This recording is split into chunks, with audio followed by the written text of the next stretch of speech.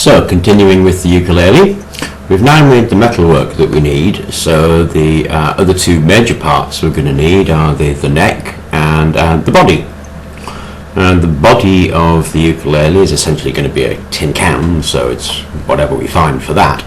But the neck is something you're going to have to make. Now, a good hardwood is recommended, something like mahogany, oak, cherry, iroko, something like that.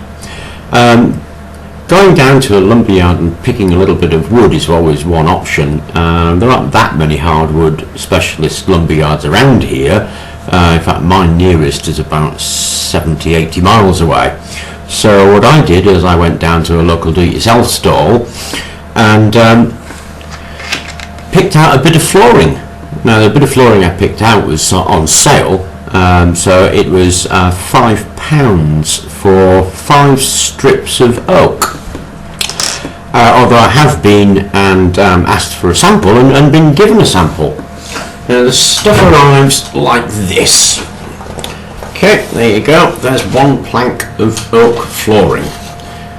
It's about 3/4 of an inch thick, and it's a good old 4 or 5 inches wide. I could measure it, I suppose.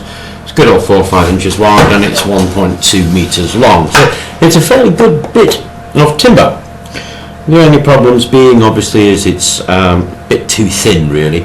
So what that means is we're going to have to laminate it up into layers to get the thickness that we need.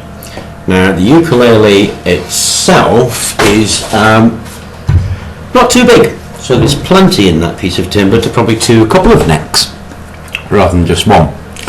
Finding ukulele dimensions actually proved to be a bit of a challenge, but I did eventually find them.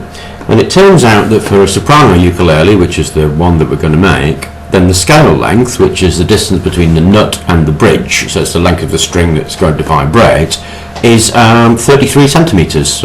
Actually, it's 13 inches. It works out more like 33-34 centimetres.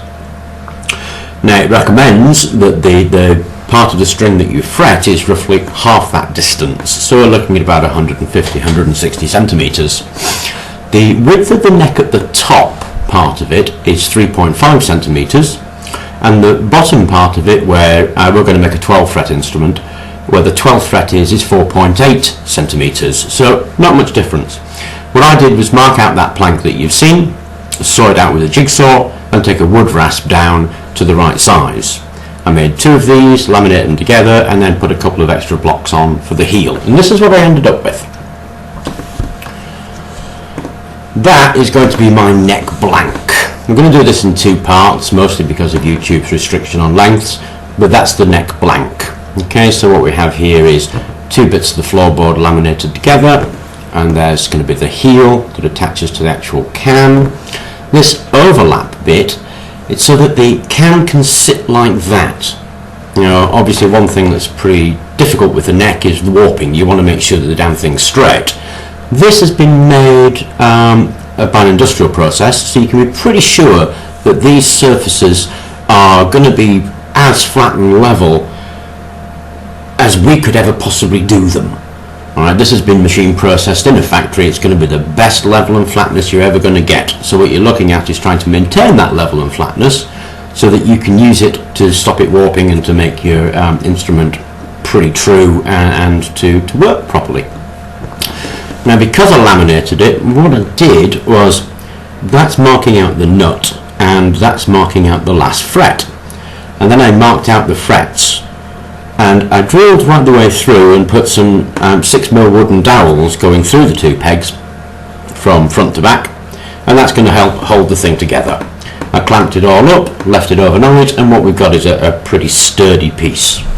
Now, as I said before, that distance, it's actually a little larger than 3.5 centimetres. That's because I'm going to shape it by sanding it, and the couple of millimetres larger is going to give me a sanding allowance and let me do quite a nice shape to this. Down the bottom there is where we've got, again, 4.8. Now, this bit is going to be my head. Now, as you remember earlier, we made this which is, it's going to be a headless ukulele, this, and the only job of this is to hold the strings, and that's going to fit on there like that. There you go. Once that's shaped, it's going to fit on there like that. The strings will come down up through here, across the nut, through here, and be tightened down, and that's how we're going to actually get the strings to fasten onto the instrument. So the next thing to do with this is take it back out and stick it in the vise and get a couple of sanders on it and get that to shape. And that'll be the next video, will be after I've shaped it. I'll bring it in and do another video, and you'll be able to see the shape of it. I may actually fret it up first as well. Okay.